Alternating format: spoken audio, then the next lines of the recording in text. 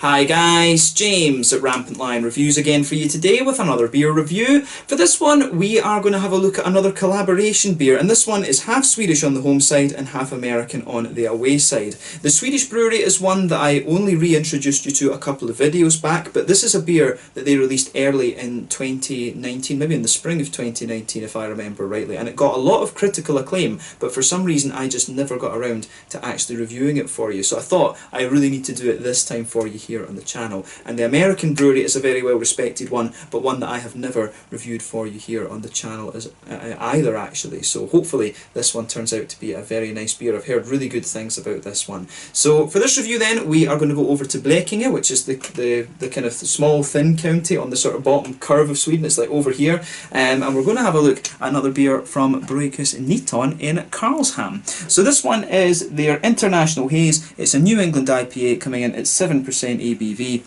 and it's brewed in collaboration with Heretic Brewing Company, who come from Fairfield, which I believe is near San Francisco in California. I always mix up San Francisco and San Diego. San Diego's in the south, San Francisco is in northern California, but I'm pretty sure Fairfield is very close to San Francisco. It's right next to one of the big Air Force bases, from what I understand. But really curious to see how this one turns out. My first encounter with Heretic Brewing Company. I need to see about trying some of their beers when I get over to Japan next time, because they are fairly easy to get over there. I've not seen them in Europe for a little while, so yeah, looking forward to that, but definitely nice to return to Brygghus again to have a little look at a beer that is very, very well respected. So hopefully it turns out to be a nice one, and I hope that you guys enjoy my take on this beer as well. In this video I would give a shout out to one of my followers, but he hasn't commented on the videos in a very, very long time, and I've actually forgotten what his name is. I'm pretty sure it was Andreas, but there was a guy who watched the channel quite religiously for a period of time that watched my videos very religiously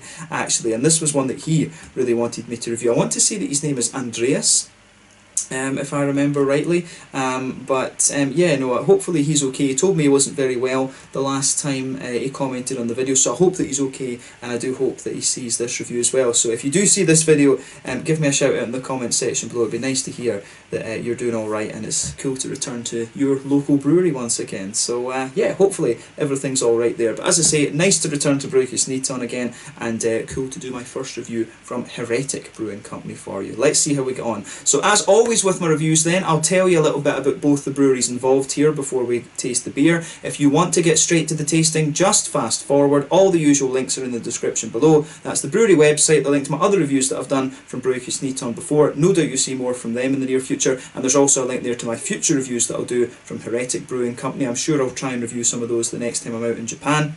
There's all the usual social media down there as well. If you want to see more reviews, do please consider subscribing to the channel. The whole channel, of course, has a geography-based tagging system, so you can go into the homepage and search for beer based on country, city, state, county, prefecture, whatever it is you're interested in. Do check out the playlist of beers from different countries. There is one there for all the Swedish beers that I've reviewed for you, and another one for all the American beers. This one will appear in both of those because it is dual nationality, and as always, please do get in touch and let me know some of the other beers and breweries that you guys would like to see me review. It's always great to hear from you guys that are watching the videos, and the support that you show the channel is hugely appreciated. So anyway, to tell you a little bit about Brygghus then, on to my brewery notes. So as you can see, Brygghus, as I mentioned before, are based in Karlshamn in Blekinge in southern Sweden, and apparently they were the first microbrewery in this county. But the brewery was founded back in 2012 by Dan Magnus Svensson, Magnus Karlsson and also Mikael Lundell. The three men had worked together in the same company, and then they entered a home brewing competition and they won, and this was really what kind of prompted them to decide to start their own microbrewery as a result. So apparently Karlshamn has one of the deepest ports in Sweden, and it also has quite a long tradition of brewing. The old brewery there was built back in 1883, and then the building was demolished in 1982. But this particular brewery is in an old dairy mill near the harbour, and the larger kit at the brewery has a 2,000 litres per batch brew capacity, and they've also got a smaller kit there as well for brewing small kind of pilot batch recipes as well. So over the course of 2019 they started issuing shares, and this allowed them to invest heavily in the brewery infrastructure, and they brought in Ida Iverson as their new brewer and began investing in new equipment as well. They went on to brew around 100,000 litres of beer in 2019, and they also purchased a distillery to expand their spirits operations. I believe it's gin they've been producing over the last little while, and I think they're expanding it to do some rums and vodkas. I don't know about whiskey, actually. I'm sure I read something about whiskey that these guys were doing, so it'd be cool to try some of the Brygghus Niton whiskies at some point. I don't know if they sell the spirits under a different name or whatever, but I'll need to look into that a little bit later on. It'll be at least 2 or 3 years before the whiskies make it out. Of course, it's got to be aged for 3 years before you can call it a Scotch whisky. But in 2020 they also plan to expand the brewery further, and as of May 2020, when I'm producing this beer review for you, very start of May, these guys have produced in the region of 60 different beers according to Untappd. So yeah, quite a nice little brewery. This one, it was a very long time ago that I reviewed my first beer from these guys, maybe like 2016 or so, the My Balalaika, which was a really nice kind of imperial stout, if I remember right. Recently I reviewed the I Love Malma, I think it was, which was a collaboration they did with Heretic Brewery, a dry hop sour, which turned out really kind of unusual actually. And I do have a bottle of their Doppelbock in the fridge as well that I've had since Christmas that I need to get around to reviewing. So I'll maybe film that up in the next few days and then decide when I'm going to publish it. But you will see that review fairly soon actually, but this is the one I wanted to review for today. But yeah, that's all you really need to know about Brygghus Niton for the moment. If you want to learn more, of course, you can check out the brewery website, you can follow them on Facebook and Instagram to keep up to date with all the latest goings on, and of course you can check out the Rate Beer, Untappd and Beer Advocate pages to learn more about all of the different beers that they've done. So yeah, let's go on to the American side of things then. And as I said to you, Heretic Brewing Company are a completely new one to me. So Heretic Brewing Company, as I've mentioned to you at the start of the video, these guys are based in Fairfield, California, and the company was founded back in 2010 by Jamil Zayshinev, if I'm pronouncing that correctly, and he is quite a well-known home brewer actually. So Jamil had been introduced to home brewing and the idea of craft beer by his neighbour, who apparently handed him a paleo over the fence one day, one of his homebrewed paleos in the 90s, and then in 1999 his wife bought him a Mr. Brew homebrewing kit, and then he started brewing 2-gallon batches at a time. I'm not sure what that is in real people measurements, also known as the metric system. I always make fun of the American measurement system because it just doesn't make sense to me. But he had worked in software for a number of years, and after pursuing home brewing and winning a number of awards, he decided that he wanted to quit this, and he did so in 2009 after 15 years in the industry. He worked for Adobe, of all companies, you know, some very well-known companies, and then he got his brewery up and running and officially registered in, I think, November of 2010. So in 2011 he started brewing using a few spare tanks at a brewery near where he lived. I believe that might have actually been over in Pennsylvania or something like that. I'm sure I read that it was in Pittsburgh in Pennsylvania that he started brewing his beers, but then the brewery relocated to Fairfield in California and started their own facility. But over the years he's continued to host a show about brewing classic styles of beer, you know, German and English styles of beer, and he's also written a number of publications and I think a book or two on home brewing and brewing commercially, which are supposed to be very well respected. But over the years they've continued to increase their brewing capacity and increase their export markets as well. Like I said, the Heretic beers are quite easily available in Japan, or quite widely available I should say, and at the moment, as of May 2020 when I'm filming this review for you, they've produced over 200 different kinds of beer according to Untappd. But I would guess if this brewery's been around since like 2011 or so, maybe that number from Untappd isn't quite accurate. I think Untappd has been around maybe about 5-6 years, I can't remember, but yeah, maybe that number is a little bit inaccurate of course. But yeah, that's all I could really find out about Heretic Brewing Company. They didn't seem to have a history section of the brewery on the website outlining their expansions and things like that. It would be quite nice if they added that into their website for the nerds like me who quite like talking about the history of their beers. But yeah, like I say, a very well respected brewery, and I will see if I can do a dedicated review to these guys at some point in the near future. As I say, I was planning to go to Japan in June, but it looks like the virus is going to put that off unfortunately, so we'll need to see when the next time I make it out to Japan actually will be. It's a shame, I was looking forward to that. But yeah, that's all you really need to know about Heretic Brewing Company for the moment. If you want to learn more, of course, you can check out the brewery website, you can follow them on Facebook and Instagram to keep up to date with all the latest goings on, and you can check out the Rate Beer, Untappd and Beer Advocate pages to learn more about the 200 or so different beers that these guys have done. So yeah, let's get on and actually have a taste of this beer then. So as you can see, the artwork on this one is quite different from the other Brygghus Niton beers that you're going to come across. I do like this little bubble symbol that they have, Brygghus Niton. I'm surprised though that it doesn't have the Heretic Brewing symbol on it. It just says here, a collaborative brew with Jamil Zayshenev, owner and brewer at Heretic Brewing Company, brewed with ridiculous amounts of fresh mosaic and citra hops combined with mango, pineapple and lactose. So this one might be a little bit milkshakey, but this one is 473 millilitres, which is 1 US pint. That's quite unusual actually, that they've chosen to do that, because this one is actually brewed here in Sweden, and normally it's 440 millilitres that they go for, but 473 millilitres is 1 US pint. The standard serving of a beer in Sweden, of course, in the pubs is 400 millilitres. You can get 200s of course as well of the imperial stouts and things like this, but yeah, you know, this one should be quite nice. So as I say, a 7% New England Hazy IPA with mango and pineapple added to it, and the classic mosaic, tangerine, orangey hop and citra, you know, mango and all those little complexities. So it's got a really nice kind of balance in there, but it says here wheat malt and lactose in this one. It doesn't say anything.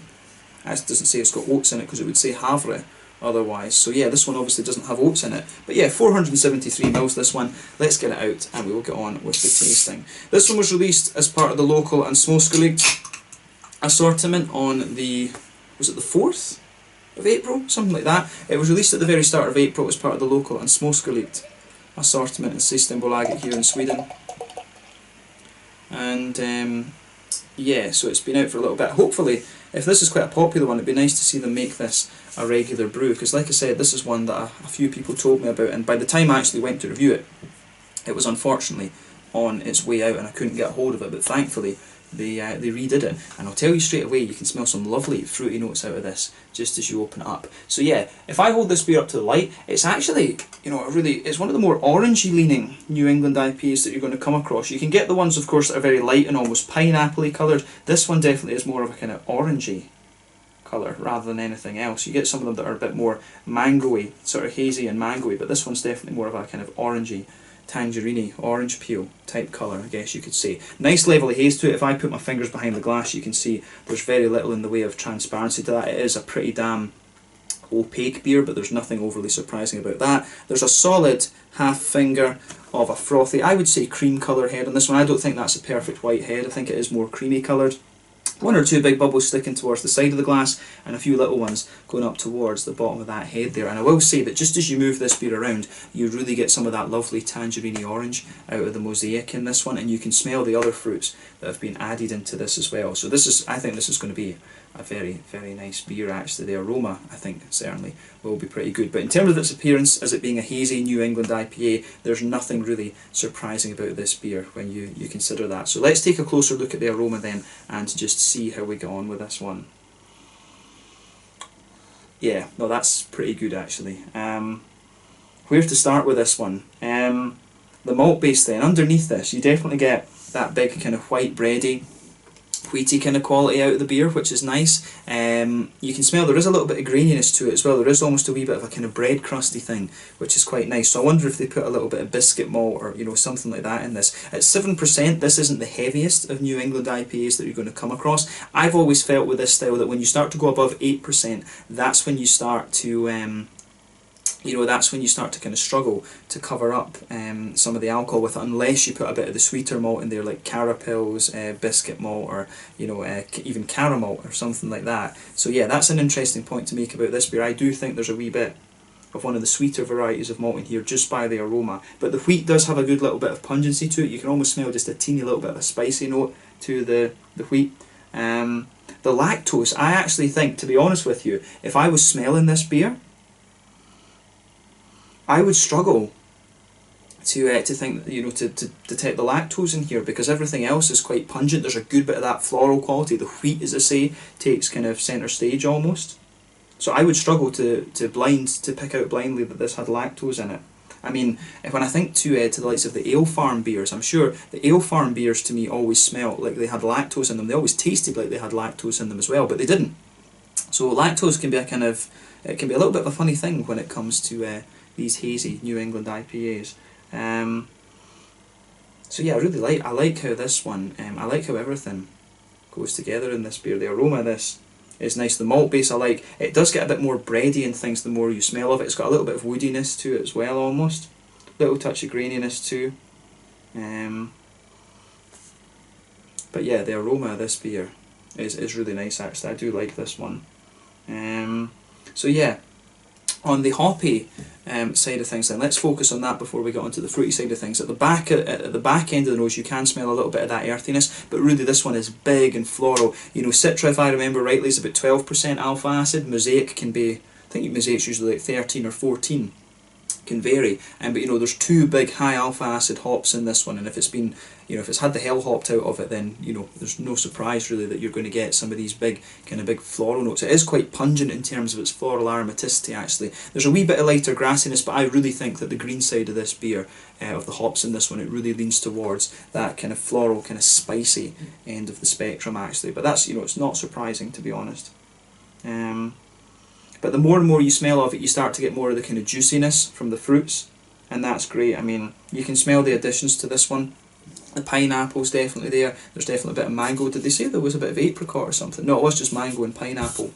But you do get a few kind of apricot-y sort of notes to this one as well underneath. I do find that it's got a little bit of that softer, like apricot-y papaya type tropical fruit in there. You do get a little bit of that under the kind of pineapple-y notes and the mango. But there is a wee bit of the darker kind of passion fruity note to this one as well. If you're going to get that out of this beer, it's most likely to have come from Citra, to be honest with you. Citra will give you a little bit of that kind of grapefruity, passion fruit, almost sour type note, sour kind of type topical qualities. Mosaic is more a kind of orangey leaning, sort of tangerine oily orange kind of hop. It's not as oily as Amarillo was, right enough, and it's not as orangey. It is more lighter and tangerine. But yeah, you definitely get those oily tangerine notes out of the beer in the aroma, but you can really smell the mango and the pineapple out of this one. Trying to see if you get any of the other complexities that you can sometimes get from Citra. I mean, at the front of the nose you might get a little bit of a kind of gooseberry-ish, slightly limey type quality, but really I find this one, it's very straight up mango,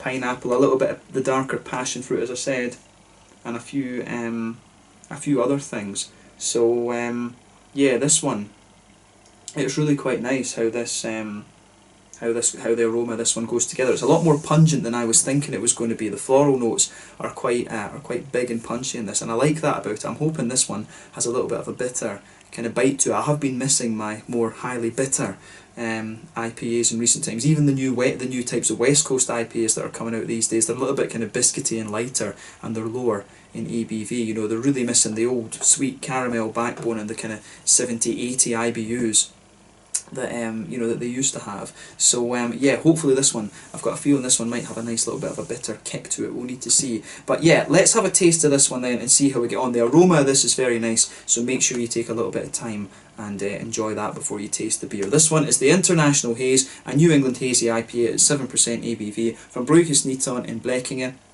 in Karlshamn, Blekinge here in the south of Sweden, and Heretic Brewing Company, who are from Fairfield, I believe, near San Francisco in Northern California. Let's get stuck into this one. Sláinte, skål.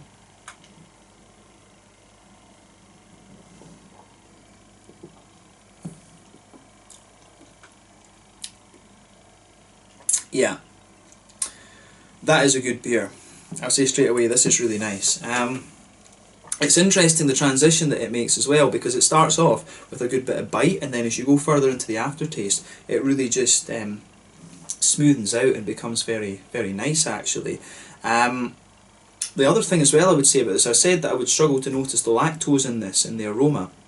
I would also struggle to pick up that this beer has had fruit added to it, apart from some very subtle things in the mouthfeel actually. If I was just handed this beer, I would think this is a fairly kind of straight up New England Hazy IPA. I probably wouldn't think that there was fruit added into it. So that's an interesting point, because normally when you get fruit added into the beer, it will suppress some of the IBUs, it will take away some of the kind of green part of the beer, especially around the front of the tongue. But this one to me is pretty straight up and pretty damn nicely done. So, you know, thumbs up to both Brygghus and to Heretic for this. This is a quality beer, and I hope, it's a bit of a shame if this is only going to be a seasonal or something, because it is, you know, it is really well done actually.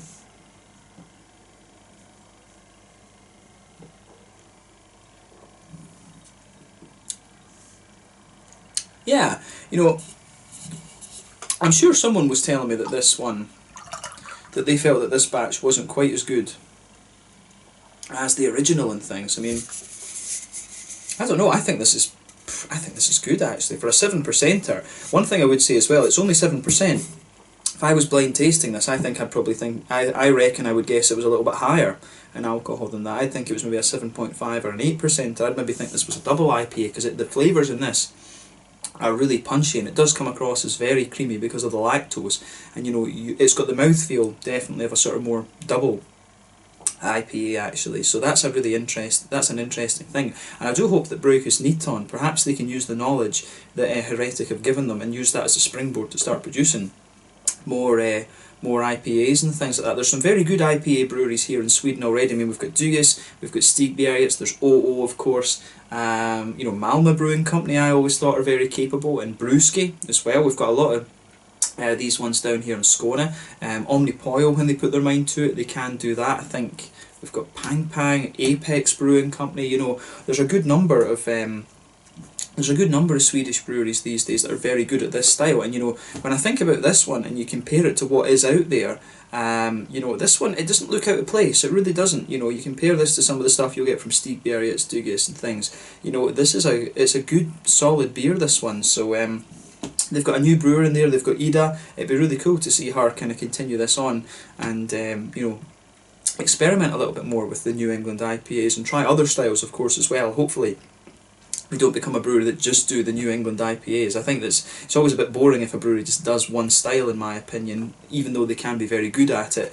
But yeah, this one, in terms of the New England IPA, this doesn't look out of place against the Stigbergets and the OOs and Brewskis and things like that, in my opinion. I think they've got a solid beer here. As I say, people were telling me that this version isn't as good as the last one that they did, but to me, I think this is pretty nice. So thumbs up to Heretic and to Brygghus Niton for this one. Hopefully this gets their name out there a little bit more.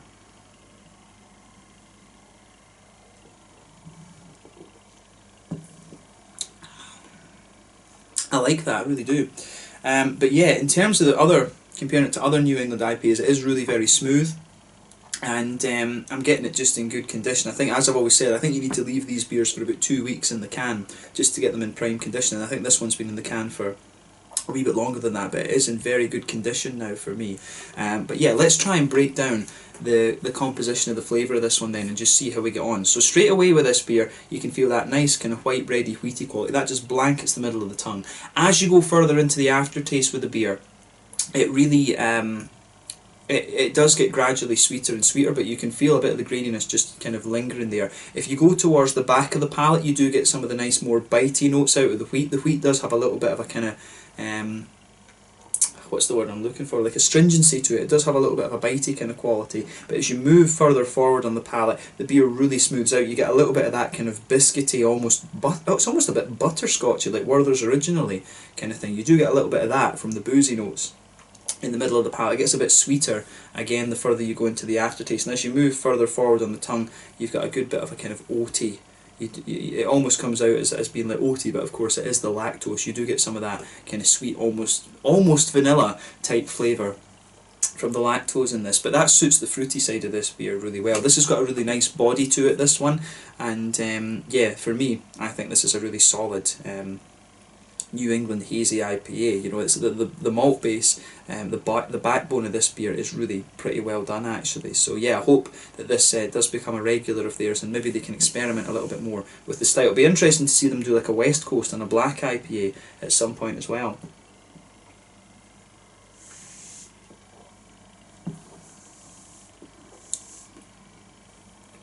But yeah, this is really pretty damn nice, I have to say. So thumbs up to both breweries involved here. Let's look at the hoppy side of this beer then. So back corners of the palate, you definitely get a wee bit of that earthiness from, and that'll be from the Mosaic in this one. I do wonder if those are the only two hops they would have used in this beer, or if they would have used you know, like Columbus or something as a bittering hop. Because there is almost just something that makes me wonder if there is like a third hop underneath this as the bittering hop, and then the other ones have been dry hopped. But yeah.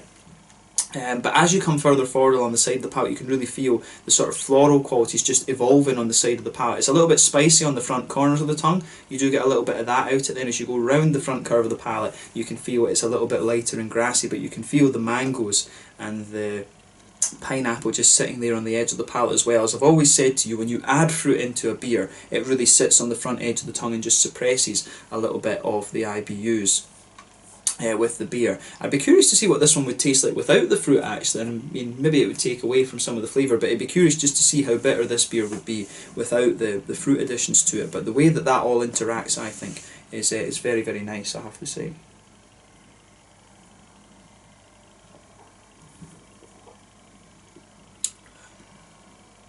But yeah, for me, this is a really, really, it's a really nicely done beer, in my opinion. I like how this one, I like how this goes together. It's a big thumbs up from me.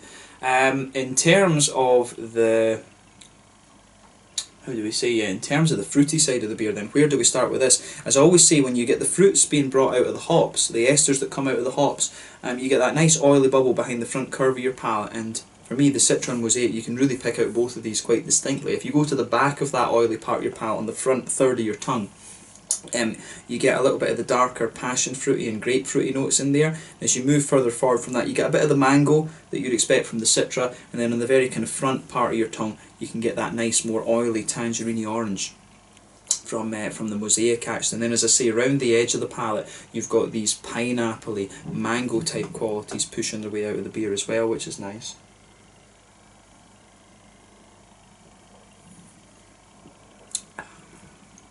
And I'm finding the more and more that I drink of this beer, I find it does get a little bit more oily. I just think that the way everything, I think that the way everything goes together in this beer is just very, very nice.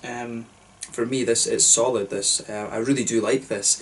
I wish I'd bought a couple more cans of it now actually, but when I go out, when I share some Swedish beers with the English guys and stuff, I will try and make sure to take a can of this if it is still available to them, because I think this is very, very nicely done actually. So yeah, this is definitely a very nice beer, and it doesn't look out of place against the other kind of top Swedish IPA producers in my mind. So I hope that Brygghus Niton see this and realise, I think they probably do realise how good a beer they've got, but you know, for those of you that don't really know about this brewery, this is one that I really would recommend that you try. This is very nicely done.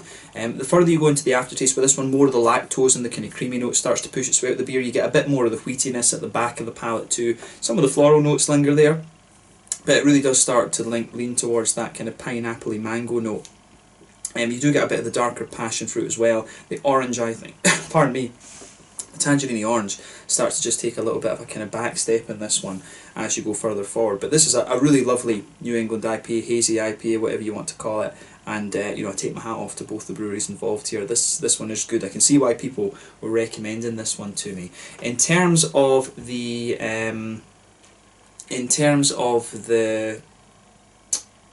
mouthfeel of this one, then.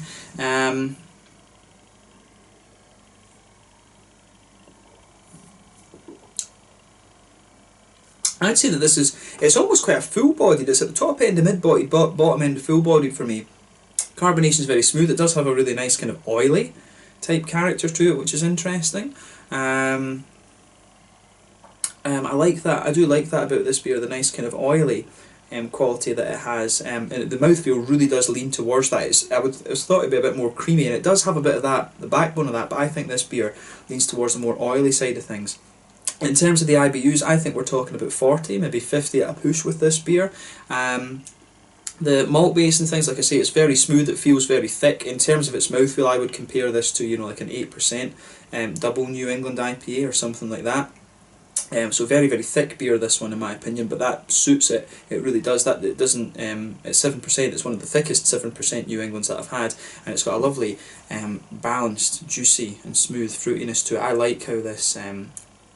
I do like how this one goes together. So it gets a big thumbs up from me, this beer, and I certainly wouldn't hesitate to drink this again. So, you know, big thumbs up to both Brygghus Niton and to Heretic Brewing Company for this. They've pulled off a really nice beer together, and I can see why people were recommending this one to me. So it's nice to finally get this one reviewed for you here on the channel. So yeah, let's leave it at that for this one. This was a lovely, lovely beer. Doesn't look out of place against the likes of the Stig Bergets, the OOs, the Dugges, you know, the Apexes, and the Omnipoyos, and the New Sweden IPAs, the Opigor's New Sweden IPAs and things like this. It really does not look out of place in my mind. So hopefully we see more IPAs and things from this brewery. Hopefully a West Coast and a black IPA. That would be an interesting development. But yeah, exciting to see Brygghus Neaton expanding a little bit, and as I say, hopefully I can review more of their stuff and also do some dedicated reviews to Heretic Brewing at some point soon. But yeah, let's leave it at that for this one. This one was the International Haze, brewed by Brygghus Neaton in Karlshamn in western Blekinge county here in the south of Sweden, in collaboration with Heretic Brewing Company from Fairfield near San Francisco over in California in America. Thank you again for watching my beer reviews. Until the next time, please like, subscribe, share, all the usual YouTube stuff. Let me know your own thoughts on this one in the comment section below. Let me know what your favourite beers are from both of these breweries, and we will definitely return to them in the near future. Check out this one while you still get the chance,